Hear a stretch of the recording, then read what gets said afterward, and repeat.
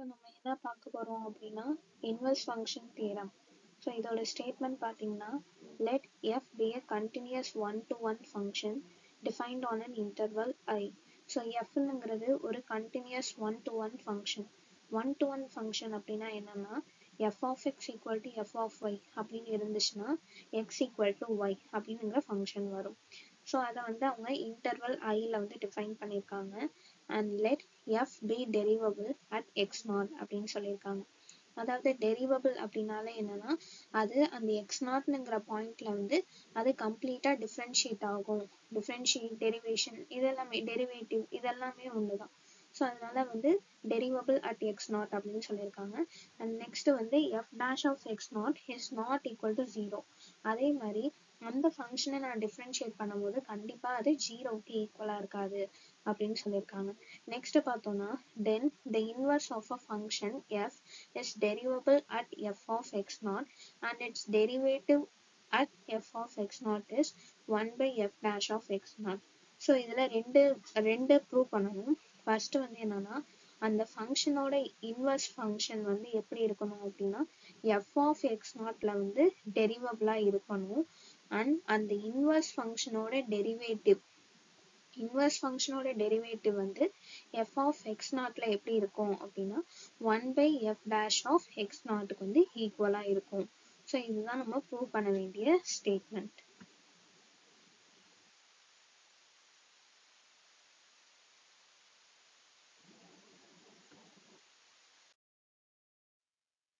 இப்போ ப்ரூஃப் பார்ப்போம்.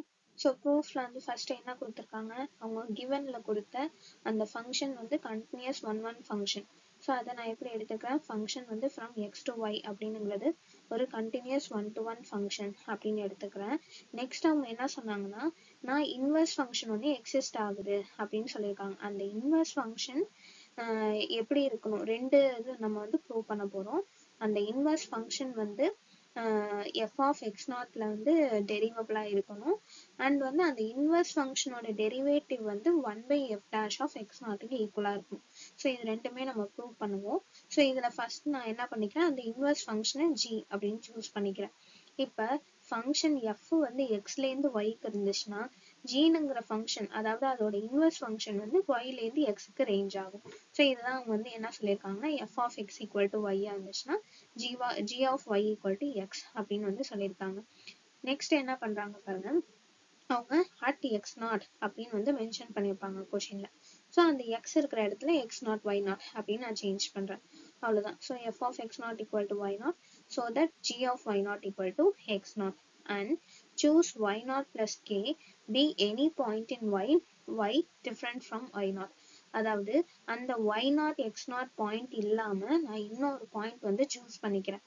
y0 plus k அப்படின்னு ஒரு பாயிண்ட் சூஸ் பண்ணிக்கிறேன்.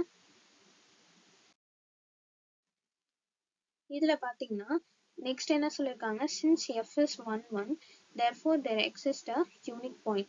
ஸோ நம்ம கொஸ்டின் ஸ்டேட்மெண்ட்லேயே பார்த்தோம்னா அந்த கண்டினியூஸ் ஒன் ஃபங்க்ஷன் அப்படின்னு சொல்லியிருந்தாங்க.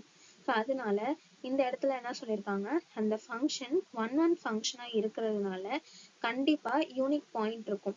அதாவது நான் எக்ஸ்னு ஒரு பாயிண்ட் எடுத்தேன்னா இன்னொரு பாயிண்ட் நான் இருக்கு அப்படின்னு நான் எடுத்துக்கும் போது அது கண்டிப்பா அந்த பாயிண்ட்டுக்கு ஈக்குவலா இருக்கும். ஸோ அதை தான் நான் சொன்னேன் f of x equal to f of y னா x equal to y அப்படின்னு வரும். ஸோ அதனால அவங்க என்ன சொல்லியிருக்காங்க, யூனிக் பாயிண்ட் எக்ஸிஸ்ட் ஆகும் அப்படின்னு சொல்லியிருக்காங்க. ஸோ நான் y0 plus kன்னு ஒரு பாயிண்ட் சூஸ் பண்ணும்போது அதுக்கு யூனிக்கா x0 plus h அப்படின்னு ஒரு பாயிண்ட் எக்ஸிஸ்ட் ஆகும். such that f of x0 plus h எதுக்கு ஈக்குவலா இருக்கும்னா y0 plus kல ஈக்குவலா இருக்கும். அதாவது நான் அந்த x0 plus hங்கிறத அந்த ஃபங்க்ஷன்ல நான் சப்ஸ்டிட்யூட் பண்ணும்போது எனக்கு y0 plus k அப்படிங்கிறது வரும். இப்போ அதை அப்படியே நான் இன்வெர்ஸ் ஃபங்க்ஷன்லையும் சப்ஸ்டிட்யூட் பண்றேன். அதாவது y0 plus k அந்த gங்கிற ஃபங்க்ஷன்ல சப்ஸ்டிட்யூட் பண்ணும்போது x0 plus h அப்படிங்கிற வேல்யூ வருது. இப்ப நான் இதுவரை எனக்கு என்னென்னலாம் வேல்யூஸ் கிடைச்சிச்சோ, அதாவது x0 போடும்போது எனக்கு என்னென்ன ஃபங்க்ஷன் வேல்யூ கிடைச்சிச்சு, x0 plus h y0 plus k போடும்போது எனக்கு என்னென்னலாம் வேல்யூ கிடைச்சிச்சு. ஸோ இது ரெண்டையும் நான் என்ன பண்றேன் அப்படின்னா அப்படியே ஃப்ரேம் பண்ணியிருக்காங்க. இதுல என்ன சொல்லியிருக்காங்க, கேவும் ஹெச்சும் நாட் ஈக்குவல் டு 0 அப்படின்னு அவங்க மென்ஷன் பண்ணியிருக்காங்க. ஏன்னு பார்த்தோம்னா நம்ம already ஸ்டேட்மெண்ட்ல பார்த்ததுதான் f is not derivable at, அதாவது அந்த ஃபங்க்ஷனோட டெரிவேட்டிவ் வந்து கண்டிப்பா ஜீரோக்கு வந்து ஈக்குவலா இருக்காது அப்படின்னு எடுத்துக்கிட்டோம் இல்லையா. அதே மாதிரி இந்த இடத்துல வந்து இப்ப நான் சப்போஸ் கேவோ ஹச்சோ வந்து ஈக்குவல் டு ஜீரோவா இருந்துச்சுன்னா எனக்கு again F of X naught F of Y naught வந்துடும். பட் நம்ம எடுக்கும் போது என்ன சொன்னோம், different from X naught different from Y naught அப்படின்னு எடுக்கும் போது அதனால நம்ம கேவையும் ஹெச்சையும் நாட் ஈக்குவல் டு ஜீரோ அப்படின்னு சொல்லியிருக்கோம். இதுல வந்து இப்ப நெக்ஸ்ட் பார்ட் போறதுக்கு முன்னாடி ஒரு டெஃபினிஷன் வந்து நம்ம பார்க்க போறோம். அது வந்து என்ன டெஃபினிஷன் அப்படின்னா டெரிவேபிளோட டெஃபினிஷன் தான் நம்ம வந்து இங்க பார்க்க போறோம். ஸோ ஃபர்ஸ்ட் என்ன கொடுத்துருக்காங்கன்னா ஒரு function F from R to R, அது எப்போ நம்ம வந்து டெரிவேபிள் அப்படின்னு நம்ம சொல்லுவோம் அப்படின்னா at a point X not. So எப்போ நம்ம வந்து டெரிவேபிள் அப்படின்னு சொல்லுவோம்னா limit h tends to 0 F of X naught plus H minus F of X naught divided by H வந்து எக்ஸிஸ்ட் ஆகணும். அப்ப அந்த லிமிட் இருக்குல்ல, இந்த லிமிட் h டென்ஸ் டு 0 அப்படின்னு இருக்கிறத வந்து நான் என்னன்னு சொல்லுவேன்னா இந்த ஃபங்க்ஷன் f ஆஃப் எக்ஸோட டெரிவேட்டிவ் அப்படின்னு சொல்லுவேன். அதை நம்ம எப்படி டினோட் பண்ணுவோம் அப்படின்னா f dash of x not அப்படின்னு சொல்லுவேன். ஸோ இந்த லிமிட் ஃபுல்லத்தையும் நான் என்னன்னு சொல்லுவேன், டெரிவேட்டிவ் அப்படின்னு சொல்லுவேன். அண்ட் அதை எப்படி டினோட் பண்ணுவோம் அப்படின்னா f dash of x not அப்படின்னு டினோட் பண்ணுவோம். ஸோ இந்த டெஃபினிஷன் வச்சுதான் நம்ம வந்து ப்ரூஃப் பார்க்க போறோம். இப்போ டெஃபினிஷன் முடிஞ்சிருச்சு. இப்போ நம்ம வந்து என்ன பார்க்க போறோம்னா தியரமோட கண்டினியூஷன் வந்து பார்க்க போறோம். ஸோ இதுல வந்து என்ன சொல்லியிருக்காங்க அப்படின்னா கே வந்து டென்ஸ் டு ஜீரோவா இருந்துச்சு அப்படின்னா ஹச்சும் வந்து கண்டிப்பா டென்ஸ் டு ஜீரோ அப்படின்னு சொல்லியிருக்காங்க. இதை நான் வந்து எப்படி எதை வச்சு சொல்றேன் அப்படின்னா ஆல்ரெடி வந்து என்ன பார்த்தோம், கே வந்து நாட் ஈக்குவல் டு ஜீரோ அப்படின்னா ஹச்சும் நாட் ஈக்குவல் டு ஜீரோ அப்படின்னு பார்த்தோம். ஸோ அதை வச்சு என்ன சொல்லலாம் அப்படின்னா கேவும் ஹச்சும் வந்து ஒன்ன வந்து டிபெண்ட் பண்ணியிருக்கு அப்படின்னு சொல்லலாம். ஸோ அதை வச்சு கண்டிப்பா கே வந்து டென்ஸ் டு ஜீரோ அப்படின்னு நான் எடுத்துக்கிட்டோம்னா ஹச்சும் கண்டிப்பா டென்ஸ் டு ஜீரோ அப்படின்னு சொல்லலாம். இது மாதிரி நம்ம எடுத்துக்கலாம். இன்னொரு விதமா எப்படி புரிஞ்சுக்கலாம் அப்படின்னா இந்த கே டென்ஸ் டு ஜீரோ அப்படின்னு நான் வந்து ஒரு ஃபங்க்ஷன்ல நான் போடும் போது அதை வச்சு என்ன ஆகும் அப்படின்னா ஹச்சுங்கிற ஃபங்க்ஷன், அதாவது அதே ஃபங்க்ஷன்ல உள்ள ஹச்சோட வேல்யூவும் கண்டிப்பா ஜீரோ ஆயிரும். ஸோ இதை வச்சு நான் என்னன்னு சொல்லிடலாம் அப்படின்னா கே வந்து கண்டினியூஸ் டு ஜீரோவா இருந்துச்சுன்னா டென்ஸ் டு ஜீரோவா இருந்துச்சுன்னா ஹச்சும் கண்டிப்பா டென்ஸ் டு ஜீரோ அப்படின்னு சொல்லிடலாம். நெக்ஸ்ட் வந்து பார்த்தோம்னா in fact F is derivable at X nought, இது வந்து நம்மளோட ஸ்டேட்மெண்ட் கிவன் ஸ்டேட்மெண்ட்ல வந்து கொடுத்தது. அடுத்து F is continuous at X not. So இது எல்லாமே நம்மளுக்கு ஸ்டேட்மெண்ட்ல கொடுத்தது தான். ஸோ அதனால வந்து F is derivable at X நாட்னு எடுத்துக்கிட்டாங்க. அண்ட் வந்து F is continuous at X nought அப்படின்னு எடுத்துக்கிட்டாங்க. அண்ட் இன்னொன்று வந்து என்னன்னா ஒரு ஃபங்க்ஷன் வந்து டெரிவபிளா இருந்துச்சுனாலே கண்டிப்பா அந்த ஃபங்க்ஷன் வந்து கண்டினியூஸாகவும் இருக்கும். ஸோ இப்போ இந்த எஃப்னுங்கிற ஃபங்க்ஷன் வந்து எக்ஸ் நாட்ல கண்டினியூஸா இருக்குது அப்படிங்கிறதுனால அந்த ஃபங்க்ஷனோட இன்வெர்ஸ் ஃபங்க்ஷனான ஜீனுங்கிறது கண்டிப்பா ஒய் நாட்ல வந்து கண்டினியூஸா இருக்கும். ஸோ இது ரெண்டுமே வந்து if and only if condition மாதிரி. ஸோ இது கண்டினியூஸ் அட் எக்ஸ் நாட்டா இருந்துச்சுன்னா ஜீனுங்கிற இன்வெர்ஸ் ஃபங்க்ஷன் வந்து ஒய் நாட்ல கண்டினியூஸா இருக்கும். ஸோ இப்போ நெக்ஸ்ட் வந்து பார்த்தோம்னா என்ன கொடுத்துருக்காங்கன்னா limit K tends to zero G of Y naught plus K minus G of Y naught வந்து ஈக்குவல் டு ஜீரோ அப்படின்னு சொல்லியிருக்காங்க. அண்ட் நெக்ஸ்ட் வந்து பார்த்தோம்னா இந்த limit K tends to zero இதுக்கும் பதிலா, அதாவது இந்த G of Y naught plus K minus G of Y நாட்டுக்கும் பதிலா நான் ஹச்ன்னு போட்டுக்கிட்டேன் அப்படின்னா ஹச் ஈக்குவல் டு ஜீரோ அப்படின்னு வந்துடும். அண்ட் ஆல்சோ வந்து இங்க என்ன சொல்லியிருக்காங்க அப்படின்னா கே வந்து டென்ஸ் டு ஜீரோவா இருந்துச்சுனாலே எனக்கு வந்து ஹச் வந்து ஈக்குவல் டு ஜீரோ அப்படின்னு சொன்னாங்க. ஸோ அதனால கே டென்ஸ் டு ஜீரோன்னு லிமிட் இருக்கும் போது இந்த வேல்யூ ஃபுல்லத்தையும் நான் என்னன்னு எடுத்துக்கலாம் அப்படின்னா ஹச்ன்னு எடுத்துக்கிட்டு அதோட வேல்யூ வந்து ஈக்குவல் டு ஜீரோ அப்படின்னு சொல்லிடலாம்.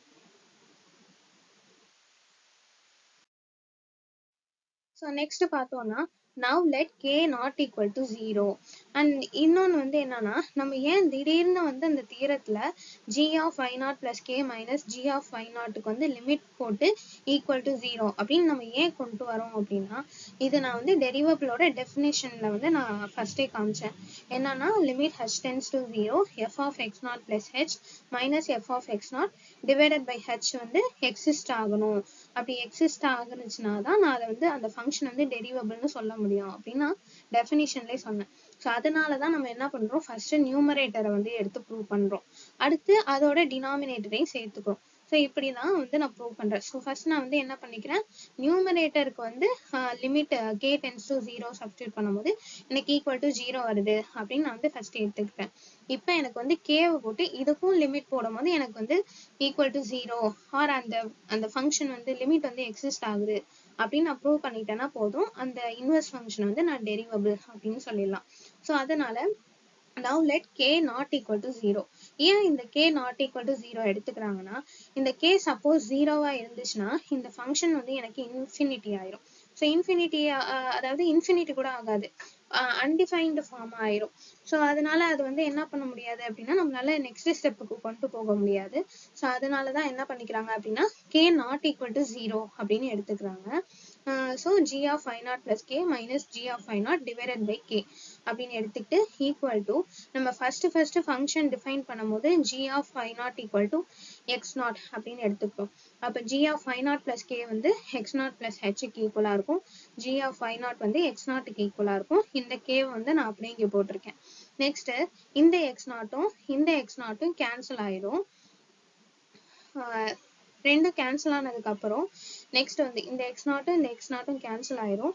அதுக்கப்புறம் பார்த்தோம்னா நியூமரேட்டர்ல இருந்து h மட்டும் இருக்கும், அதை அப்படியே போட்டுக்கிறேன். நெக்ஸ்ட் டினாமினேட்டர்ல நான் என்ன பண்ணிக்கிறேன் அப்படின்னா இந்த k ஓட y நாட்டை வந்து ஆட் அண்ட் சப்ராக்ட் பண்ணிக்கிறேன்.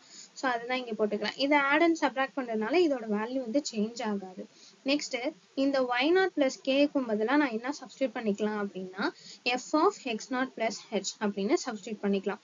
எப்படி நான் வந்து g of y not plus கேக்கும் பதிலாக x not plus h substitute பண்ணணும், அதே மாதிரி y நாட் பிளஸ் கேவுக்கு பதிலாக நான் f of x not plus h வந்து சப்ஸ்டியூட் பண்ணிக்கலாம். அண்ட் நெக்ஸ்ட் இந்த y நாட்டுக்கு பதிலாக f of x நாட் வந்து சப்ஸ்டியூட் பண்ணிக்கலாம்.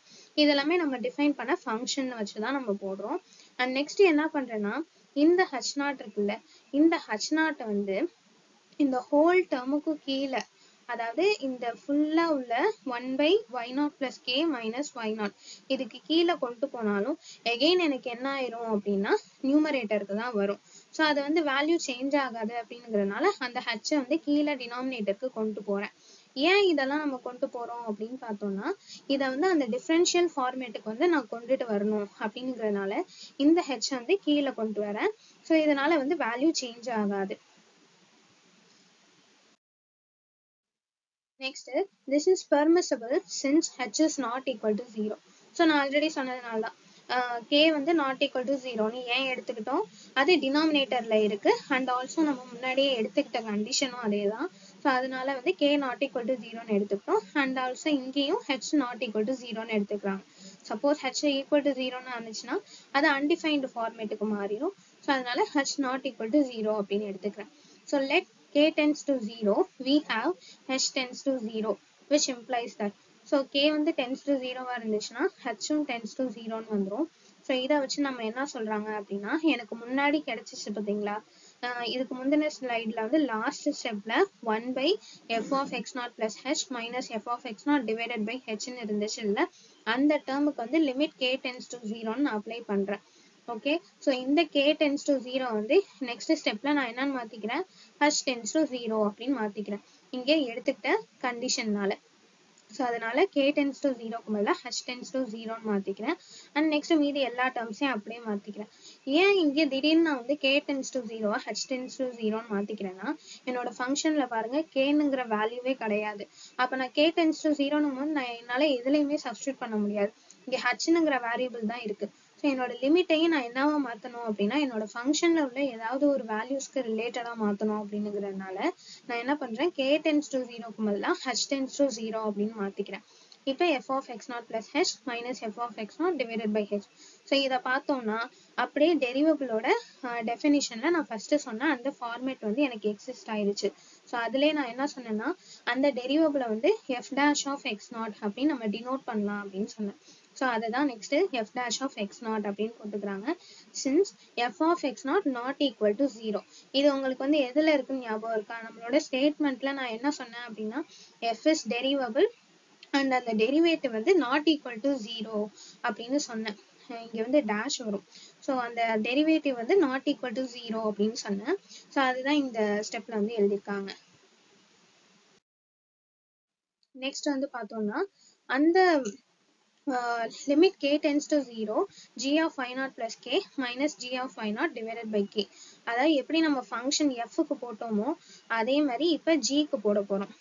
g of y naught plus k minus g of y naught divided by k. So இந்த ஃபங்க்ஷனுக்கு வந்து லிமிட் k டென்ஸ் டு 0ன்னு நான் அப்ளை பண்ணுறேன்.